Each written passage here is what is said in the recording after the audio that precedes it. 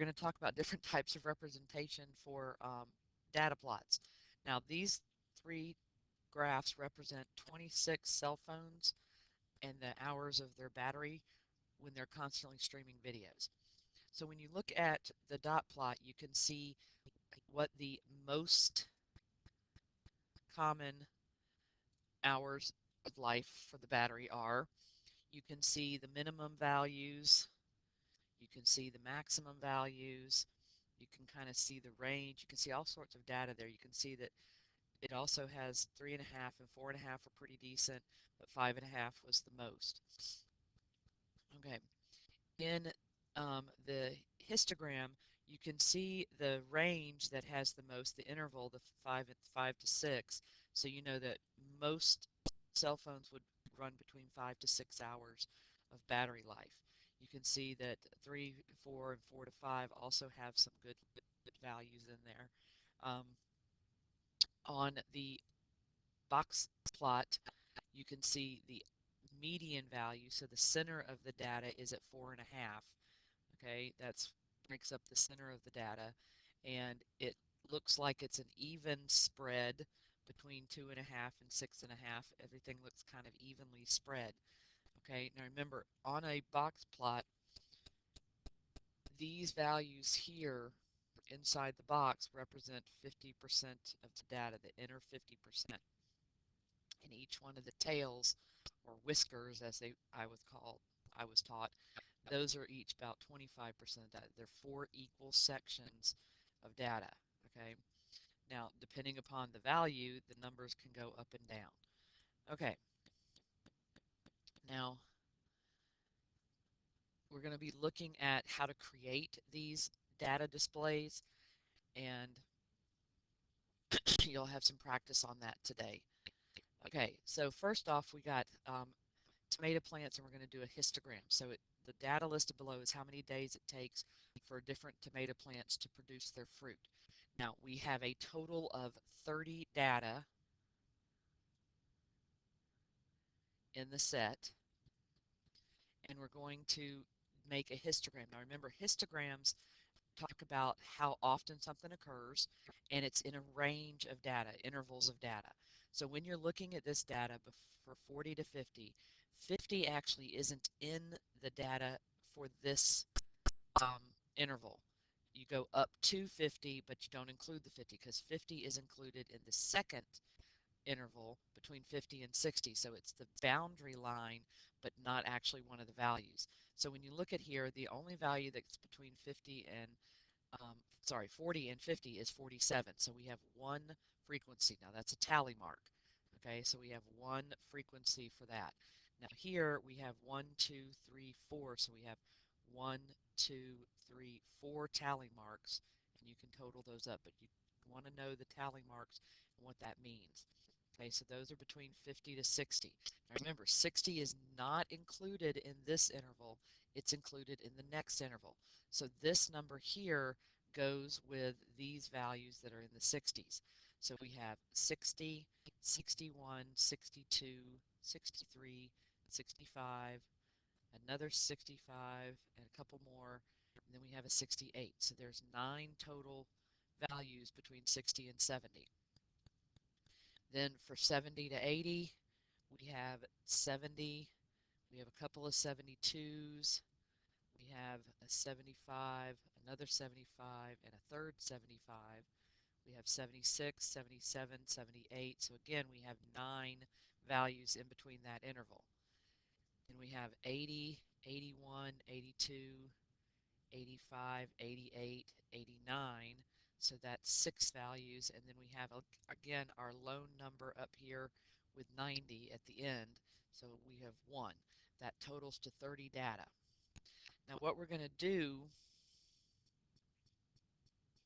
sorry, I don't know why this keeps happening. Okay, so what we're going to do is we're going to look at making a histogram.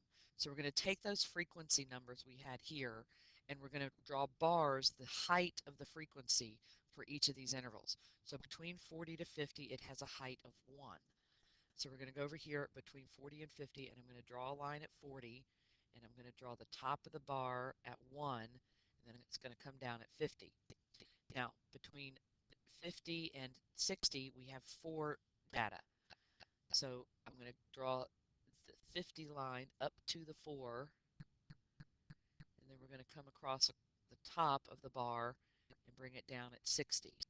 Then we go to 9. Okay, so it's about right there. And that comes down at the 70 mark. And then we draw another 9 between 70 and 80. And then it goes to 6. So notice how each of the bars are right next to each other. That's because there's no gap. Okay, we had everything up to 80 in this bar, and the 80 went into the next bar.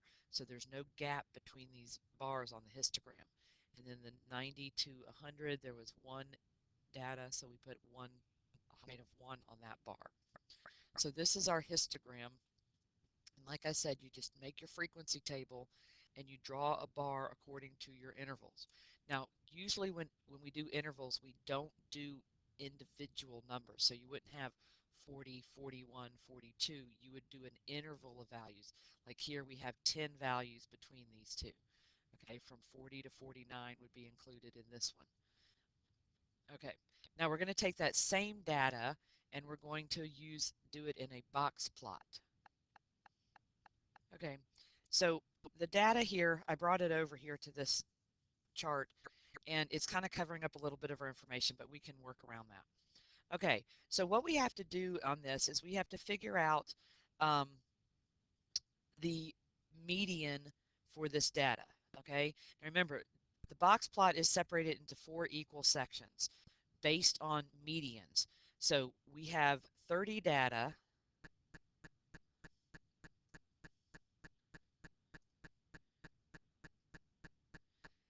Now, because we have 30 data, that's an even number. That means that our median is going to fall where there's 15 values, 15 numbers on this side of the data, and there's going to be 15 numbers on this side of the data going out this way.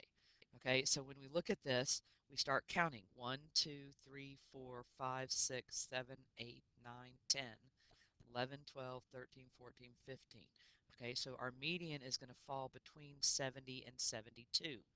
Now, when it falls between two numbers, you have to take the average of those numbers. So we add them together and we divide by 2. So that's 142 divided by 2, which is 71. So that's the median value we're going to use on our box plot. Now, so for finding the median, you have to split the data in half, like it says, 15 values on each side. Okay, now the first half of the data, the first 15 numbers, we're going to split that into 2 halves also, which means we're going to split them into quarters. And the in-between value there is going to be called the quartile. Okay, so since you have 15 numbers in the quartile, in quartile 1, for quartile 1, you have 15 data. That means that if we take half of that, okay, there should be 7 on this side, and 7 numbers on this side, and 7 numbers on this side, because that middle data, that odd number, that 15th value, is going to be the one that's in the middle, okay? So on this side, we have 1, 2, 3, 4, 5, 6, 7, and then 1, 2, 3, 4, 5, 6, 7. This value here is in the middle of those data. So when it's odd, you have a data value that is actually your number. So in this case, quartile 1 is 62. If that had been 14 numbers that we were looking at instead of 15, then we would have had to do the same thing we did up here, where we would have had to find in between the two values. Now, the same thing is going to be true of the upper quartile, okay? The third quartile. We're going to split this upper half of the data, the upper 15 numbers, into 2 equal sides. So we're going to, again, since it's 15, we're going to go 7 and 7, just like we did before.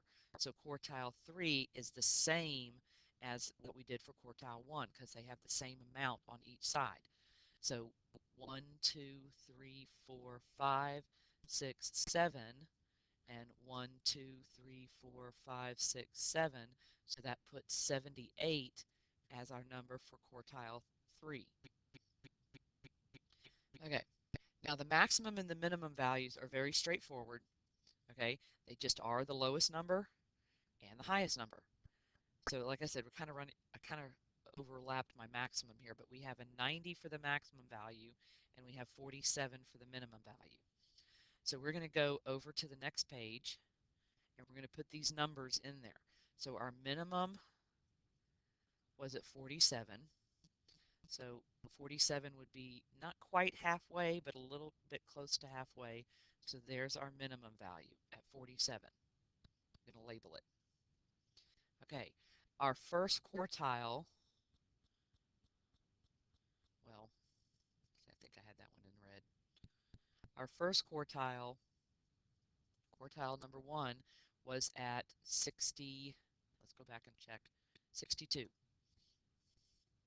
Okay, so again, not quite halfway between here, but a little bit lower than that. So this is going to be quartile number 1. Okay, so that's Q1. Then my median was at 71. We just use a big M for median. So just above 70, we're going to put a line there for the median. And label it with the big M. Okay, and then our upper quartile, quartile 3, was at 78. So that's a little above halfway. So 78 is about right there. And that's where quartile 3 is. Now at this point, if you want, you can draw your box between the quartiles. Okay, the box is created by the two quartiles being the sides of the rectangle and the median being in the middle or inside the box. Okay, and our last one, our maximum,